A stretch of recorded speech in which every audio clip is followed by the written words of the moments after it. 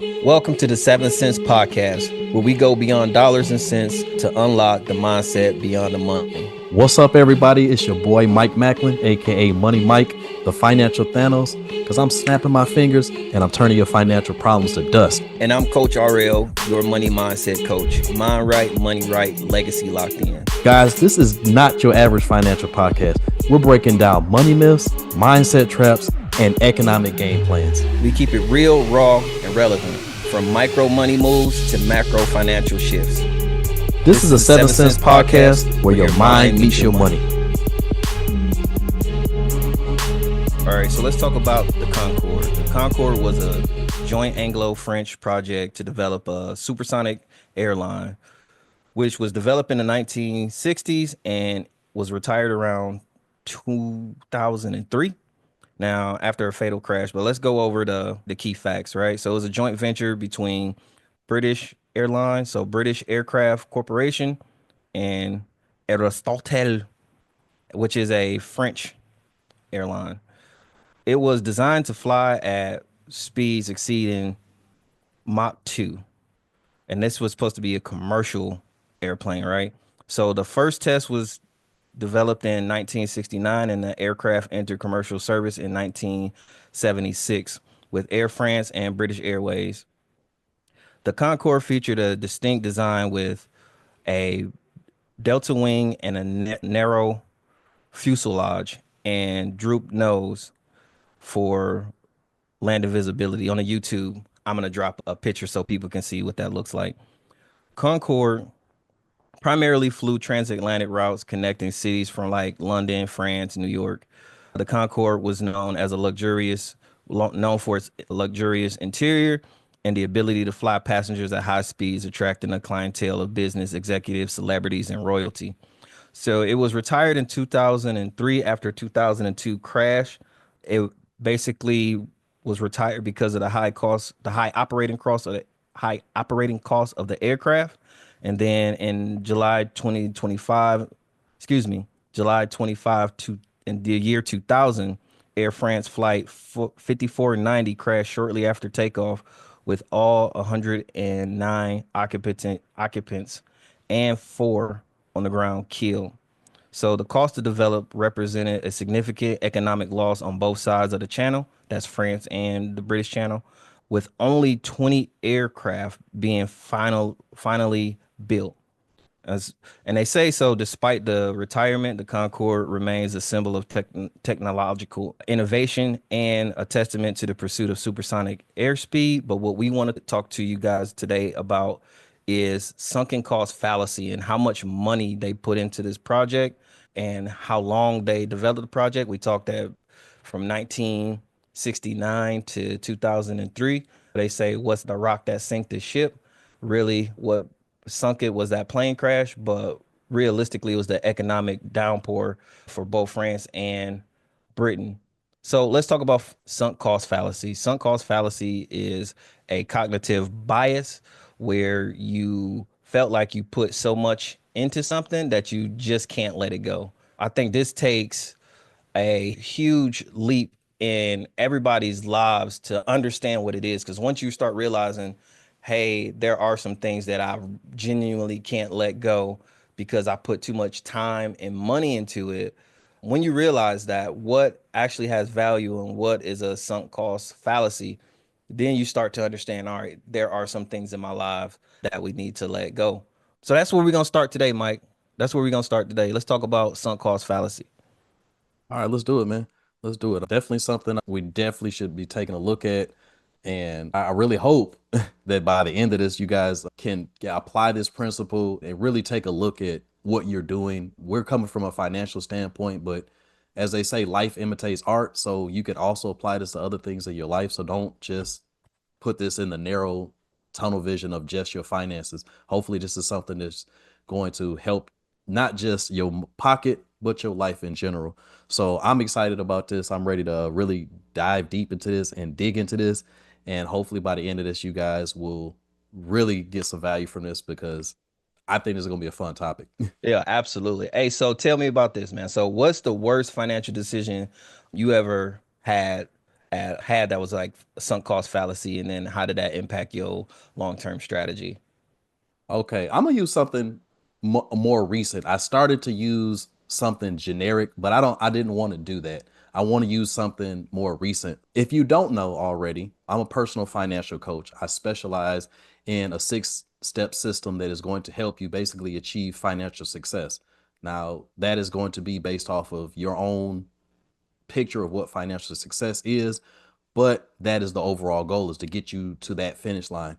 And in that journey, I've obviously made mistakes of my own, and I'm going with the most recent mistake that I've made, and that is putting too much time into something that wasn't making me as much money as I felt like I needed to. Now, several things that I do aside from financial coaching. One of them is I drive Uber sometimes. So, yes, I do still do a little bit of work out there. I'm just a busybody and I enjoy bringing in as much money as possible. And for me, Uber makes sense because my thought was if I'm gonna drive around the city, I might as well get paid for it. So that's what kind of got me into Uber. Anyhow, the second thing that I do is I'm also a day trader. I've been day trading for about 6 years now. And actually, Rob and I had this conversation about the amount of time spent on one versus the other and the economic output of them both.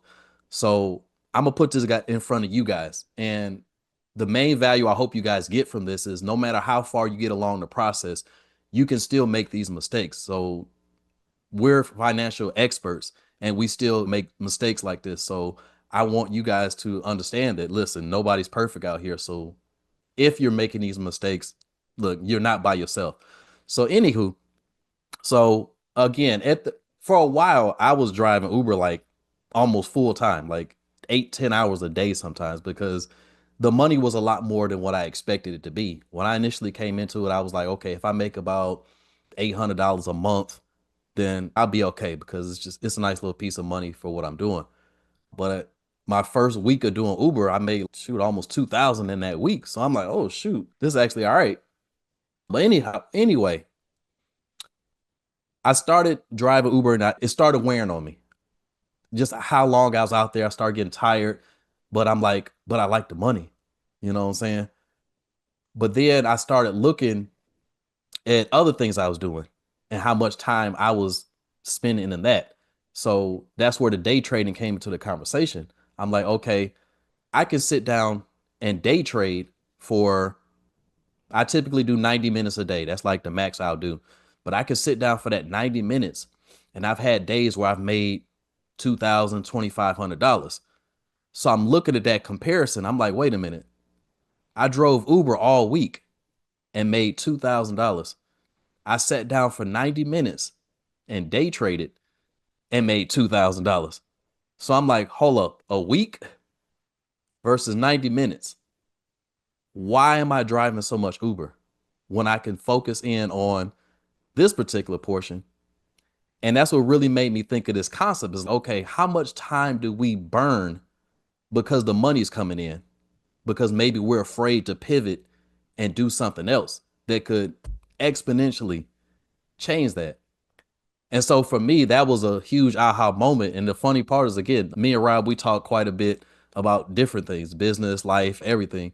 And when I told him that, it made me look inward. Like, so why are you driving so much Uber if you could just sit down and day Yeah. trade and make the same amount? So that's my story as quickly as I can make that.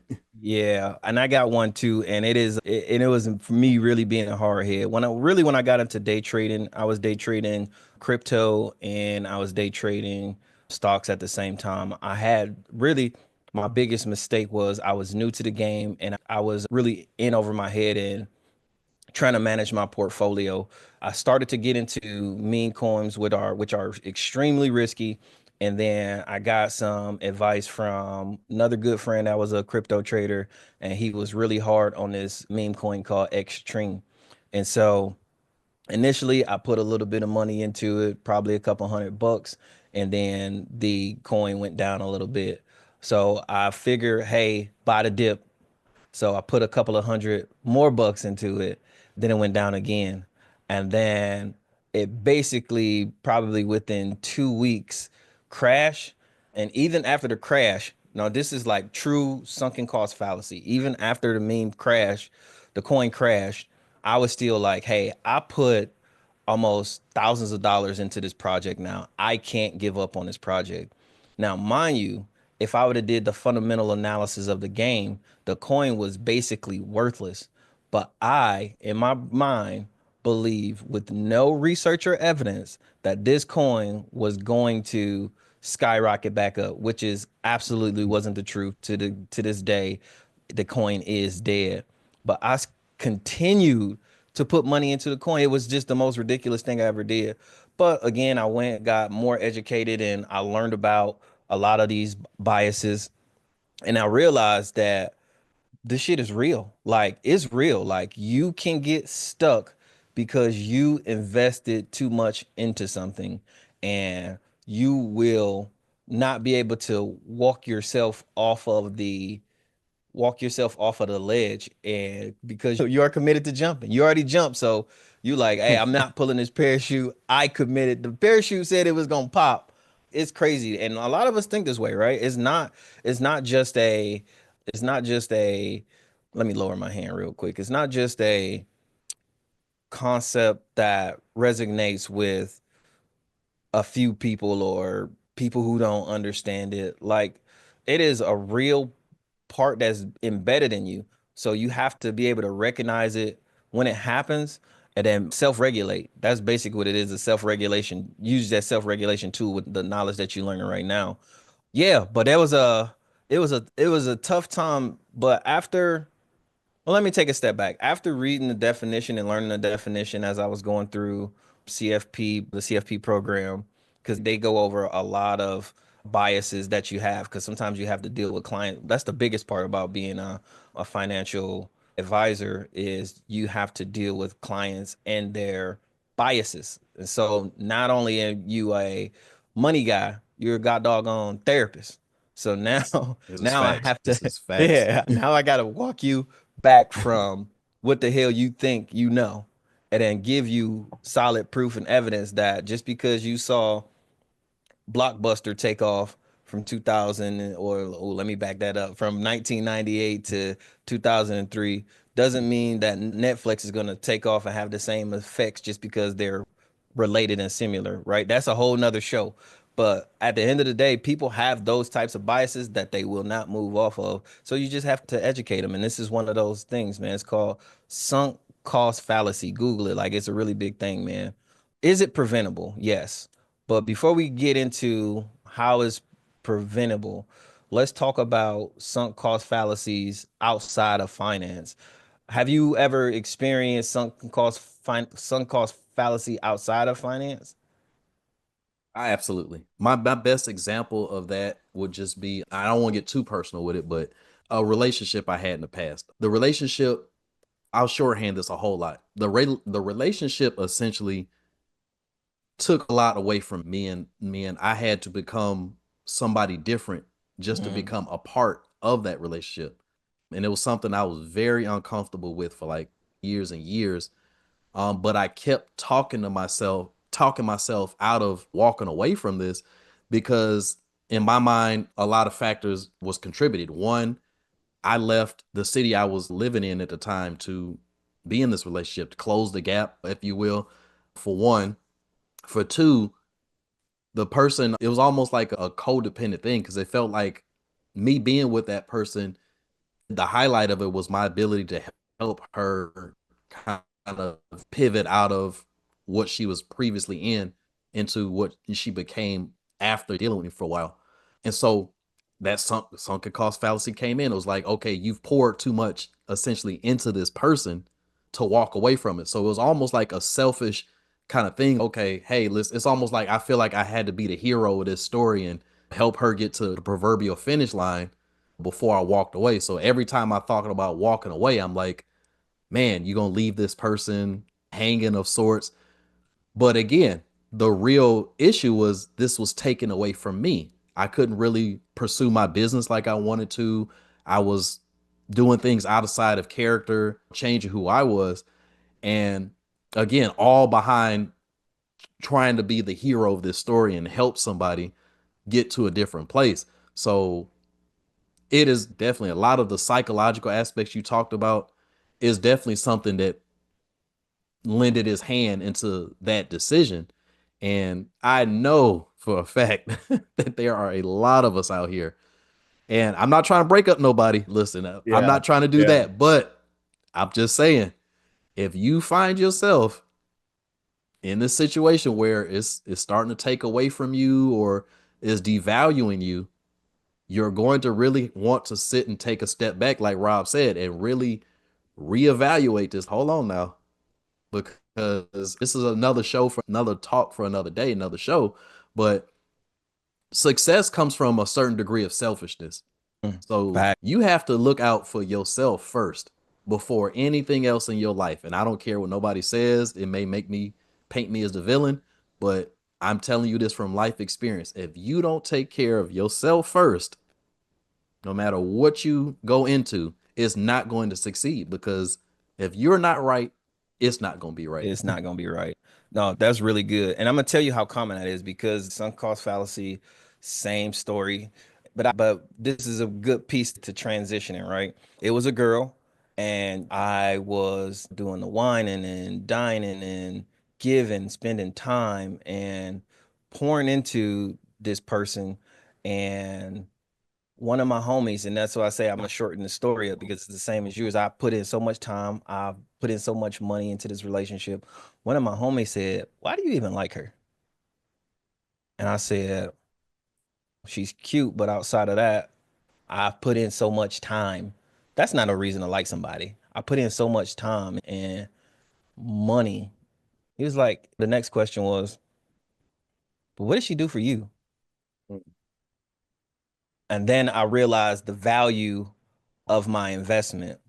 Like I'm investing into this person and I'm pouring all of my stuff into this person, but I'm not getting any secure blanket out of it. Couldn't cook, always just never emotionally supported me. And I'm not trying to break nobody up, but that's just how it is. Never emotionally supported me, never cheered me on when I did good things. Sometimes wasn't at the most important things in my life. And I realized with those questions that I really was investing in something that had no return.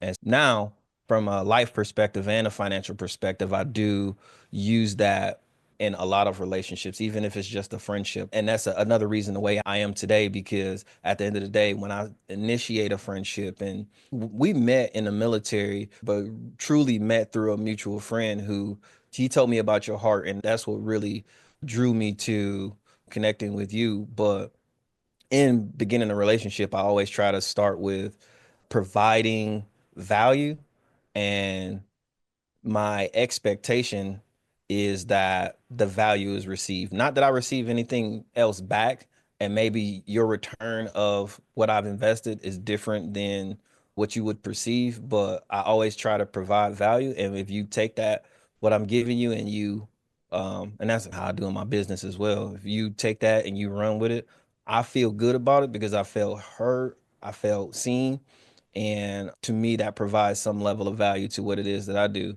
Now, if you just gonna take it, run with it, or and not be able to use it, because at the end of the day, even if it's a financial coach, if I just sit here and give you all the free game, and then the next thing I look up and your website look like mine, your programs look like mine, I did something right.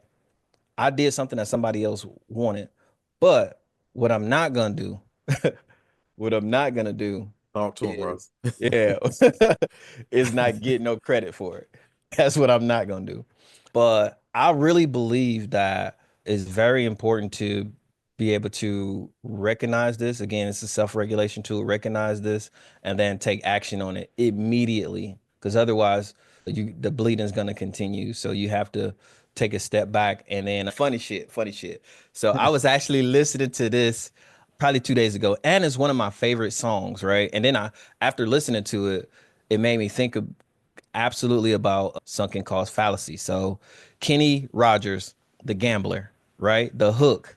You got to know when to hold them, Oh know when yeah. to fold them, know when to Oh yeah. walk away, know when to run. Knowing to run, right? And never count your money while you're sitting at the table. That is it in a nutshell. Like, how do you got to know when to hold them, know when to fold them? That's like the biggest ways to recognize sunk cost fallacy. But at the end of the day, if something is a long term, and I'll let you shoot this, Mike. So in transitioning, the question is, so how do you prevent sunk cost fallacy? There's a number of ways to prevent it. And if you're deep into how this works, you definitely want to see a therapist because this is, again, it's just a cognitive bias, but for some people, it can be thicker than that, right? It could be parts of experience. Experience is one of those things that you definitely just need a therapist for. But for something that is deep, it's like relationships, that's therapy. But something that is deep. For me, how do you prevent it? The biggest prevention is initial evidence, right? So the same way that you do technical analysis, fundamental analysis, and this is just me nerding. And if you're not that big of a nerd, put it on paper, right? Put it on paper and let's do some simple accounting math.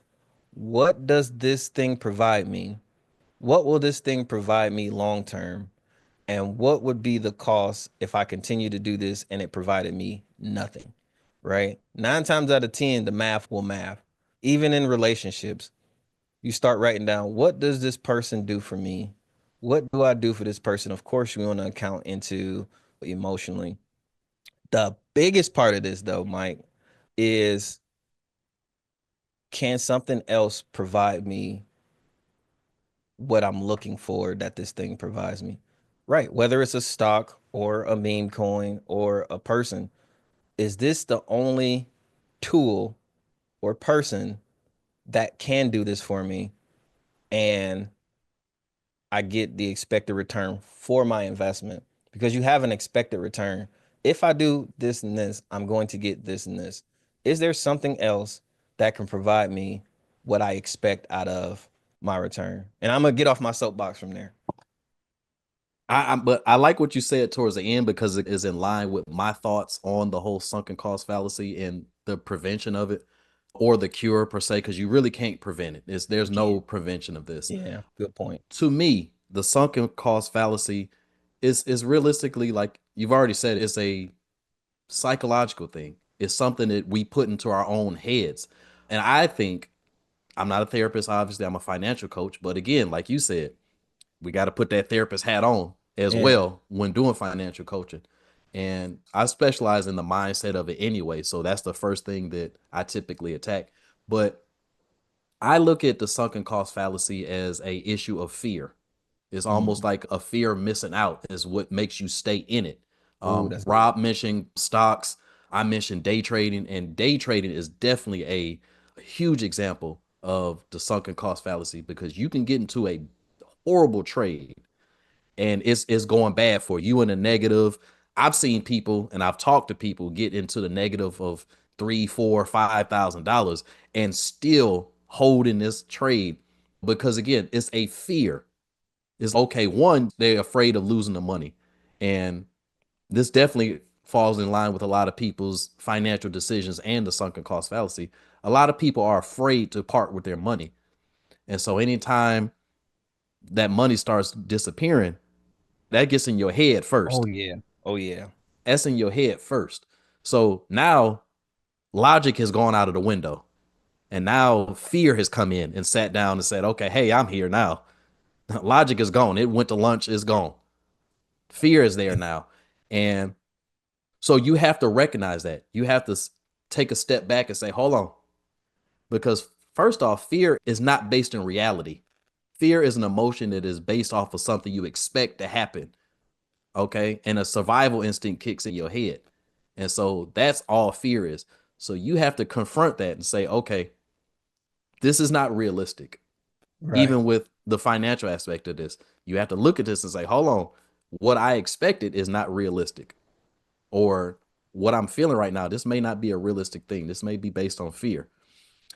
And so once you confront it for what it is, then logic starts to come back into it. Okay, hold on. Let's kick the fear out. Let's put logic back in here And Rob was saying, now let's take a look at this and technically analyze this now and say, okay, what is this really? We know what it's not. This is not a money making opportunity. This is not something good for my time. This is not that. What this is a waste of my time or a waste of my money. Now, what can I do now to fix this? Because you have to forgive yourself for that. It's okay. It happens. You ain't the only one. It happens. Let it go. Now, what do I do going forward? And I say that because most of the things we confront in life, we have to forgive ourselves and move forward. It's not about what happened, it's about how you respond to it now. So the sunken cost fallacy is definitely a good example of that. It's okay, yes, this happened. Okay, look, it wasn't a good look. But now, how do you respond to that? And this is what separates the successful from the non-successful is how they handle, okay, yeah, this happened to me. Can I move on from this? Or am I going to just keep digging the hole? Right. So stop digging the hole, come out of the hole, and throw that dirt back on it. This ain't the play. For sure. So hopefully that wasn't too metaphorical but or psychological, but to put this in just simple terms, take the fear out of it, start thinking more logically, and process it in a more constructive way. Sometimes letting things go is the best thing that you could do for yourself. That's deep. As I was listening to you, and this is probably something that I definitely wanted to mention, but you wrapped it to wrap everything that you said up in a nutshell. Is the biggest thing that comes from this is learning how to take an L. I think a lot of us don't know how to take an L because we're too prideful or too embarrassed. But once you learn how to take an L, then you can move on from that because we know, especially in day trading, if you take an L and you set your floor to like a anything less than 10%, 20%. Now, 10%, 20% you want to eat because it works the other way. So let's talk really quickly about because I want to close this one out because we're running up on that time. On the scale, if I lose 20%, I'm out. But some people don't have that. They haven't set that floor for themselves, Mm-hmm. right? They just, hey, this is going down, this is going down, and it's just eating. It's got to bounce, and then all of a sudden everything gone. First of all, you got to set a floor for what you're willing to, and that's in anything across the board, right? No, Not just absolutely. stocks and investing, but set a floor to, hey, I can't do this anymore. I'm out after 20% of a loss. But this works the same thing as you're gaining too, right? So you have to pay attention to it. It's actually a different cognitive bias, but also along the same realm as you see that evidence, if you gain 10, 20%, you know how the market works and you know that the rarity of something bumping 30, 40, 50% is a unicorn. And it happens, but it's a unicorn. Stick to your logic and get out because you know where the downfall is. You know where the peak is, and you still trying to outperform the peak. And then again, it goes both ways, but you just got to know when to get out, know when to take an L, and definitely know when to take a win and walk away. But yeah, man, that's it. That's it. So I hope everybody got some value out of this for sure. That's all we want to do, kick some free game, and hopefully people can take that with them, put it in their tool bag, and become successful. Absolutely. Absolutely. Hopefully everybody had fun with this. That's the thing, because I had an awesome time. This is what Rob mentioned this word a lot. And I'm gonna say I like to nerd out. Yeah. This is what I like to do. And for me, talking money is my opportunity to nerd out. I understand numbers. I understand the psychology of money. And that's something I learned over the years. And this is why I love talking about it so much, is because life a lot of times imitates arts. How you handle your finances is probably how you're gonna handle a lot of other things in life, your relationships, your business, your job. They all how you do one is how you gonna do the other. So Facts. that's what I hope that people take away from listening to the two of us is learning how to properly approach life in general, because again a lot of that stuff starts to come together Yeah. when you start putting it together the right way. um Again, I had an awesome time talking about this. Hopefully you as the audience gets extreme amount of value from this, and if you're making this mistake, stop. Get Just out of stop. that. Just stop what you're doing. Get the fear out your head and move towards that more logical mindset of, okay, hey, listen, like Rob said, take the L sometimes. Trust me, it's gonna be okay. It's worth it. It's worth it just to take the L and walk away. But all right, listeners, truly appreciate y'all. We'll see y'all next week. Take care. And we are over and out. You just tapped into the 7th Sense, where the mind meets the money and the legacy gets built. It's your boy Money Mike, the financial Thanos, snapping one myth at a time and leaving no financial lies standing. And I'm Coach RL, mind right, money right, legacy locked in. If today's episode gave you game, make sure you rate, review, and share it with someone. Hey, follow us on all platforms and keep the conversation going, guys. DM us your questions, your myths, and your money wins. Until next time, think deeper, move smarter, and keep building. This is the 7th Sense Podcast. We out.